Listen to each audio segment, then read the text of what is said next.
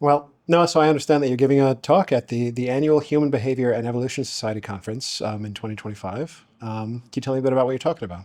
I'm talking about the evolutionary derivation of status or ego or inner narrator, Okay. um, that voice in our head that we sort of think of as us. Hmm. And Hmm. I'm giving it an evolutionary predicate or an evolutionary cause. Okay. So, Noah, what new findings are you introducing to the science? So it's, everything I just discussed is basically established science. Well, it's established science. The what I'm introducing is the idea of cause from an evolutionary standpoint. Okay. So I'm contending that this voice in our head, whose preoccupation is with status elevation, is caused by 2.5 million years of evolutionary pressure to rise hierarchy. Hmm. So ostensibly, for all of, I would argue the greatest pressure we've experienced throughout our evolutionary past is that of ascending hierarchy, Hmm. such that, and that is a, it is the most ubiquitous pressure we've experienced.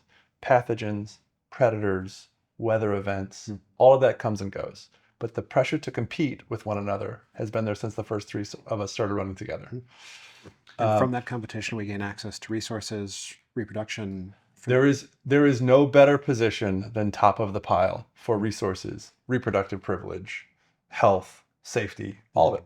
Mhm. So that's ostensibly my contention. What are some of the implications of this? I mean, it depends on, they're all over the place. So again, if the starting point, and the starting point for most people out there who are not going to be at the Evolutionary Conference, and probably some at the Evolutionary Conference, is that this voice is the executive self, Hmm. that this is a little man in a boat Hmm. steering the whole. Hmm. That ain't true. Hmm. Not only is that not true, but the voice in your head is a PR machine And maybe can't be trusted. at more than its express purpose. Mm-hmm. So like to go from that's that voice is me in charge to that voice is a commercial for me Mm. is, quite a transition. A pretty significant shift in the concept of self. I mean, think of what that does to your internal world. I Mm-hmm. mean, it really is. It certainly causes, for me anyways, I'm not leaning in that way. I Mm-hmm. don't lean on that voice anymore. Mm-hmm. I understand, I believe that I understand it for what it is. How has that how has that changed your life or behavior? Have you seen an outcome from your shift in perspective? Um, I take that voice a lot less seriously. Okay. So another interesting ramification is clinically. Okay. So let's say you've got a client who is, I mean, you're a therapist. Yeah. Think through this framework Mm-hmm. of the pathologies you Mm-hmm. witness. Like how well do those map on to this as potential cause? Hmm. Yeah, I think it can certainly explain a lot of behavior. I think pretty much any interpersonal conflict could be traced back to this drive. Contentious sense of self, Mm-hmm. like a negative sense of self. Mm-hmm. Um, search for validation. It's Mm-hmm. literally, it all maps onto this from a Mm-hmm. causal standpoint, which is Mm-hmm. really interesting to me. I don't know that treating it, I mean, it's ostensibly what we're doing as therapists. We're already kind of treating this, Hmm. helping people restory in a way that causes them to see themselves as more than, Hmm. or as certainly at least not less than. I think it might even take it a step further because not only are we saying know thyself, we are saying know thyself and doubt it and question it maybe. Given you're saying from the framework I'm describing. Yeah, so this to acknowledge that this voice that it Yes. is doing a job. Yes. Mhm. And I mean, so that has therapeutic value. There's something I think at first kind of debilitating Mm. about believing that voice to be not operating in, well, to be potentially distrustful is the wrong word. Um, there's something debilitating about believing that there is agency within your own mind beyond your control. Sure, because it then it takes away agency from you to admit that. For sure. Mhm. And by the way, all of that maps onto this. Mm-hmm. All of Mm-hmm. this idea that like we're less than, we're not in charge.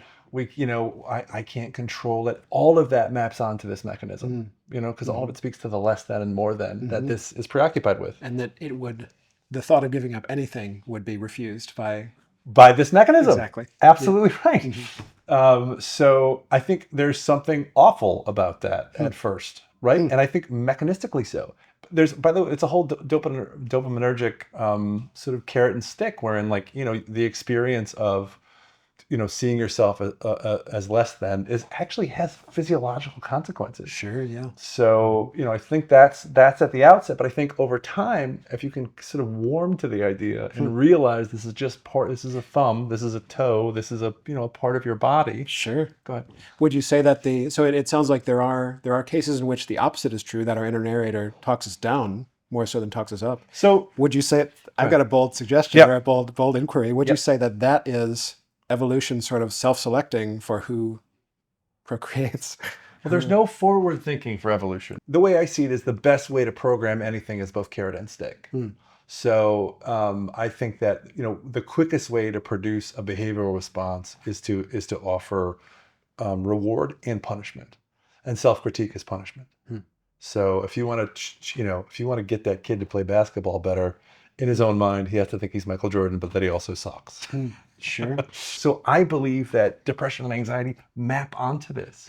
I think that depression is an expression of the sort of the learned helplessness of this mechanism. Or perhaps even as a result of being lower in the status hierarchy. And with awareness to it and an inability to navigate higher.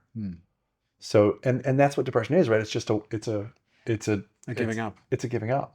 And that's ostensibly, it maps onto this. So too anxiety, driving you up. Think of they're different in kind and quality, but the experience of the sort of the bipolar manic and depressive episodes. The manic builds businesses and paints paintings, and the depressive falls into the couch and achieves nothing.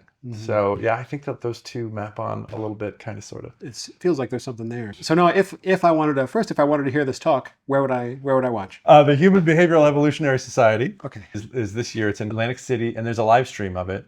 You can see this online. The conference is the 4th through the 7th of June. Additionally, I've got an abstract that the abstract I used to gain entrance to the conference is available on our website.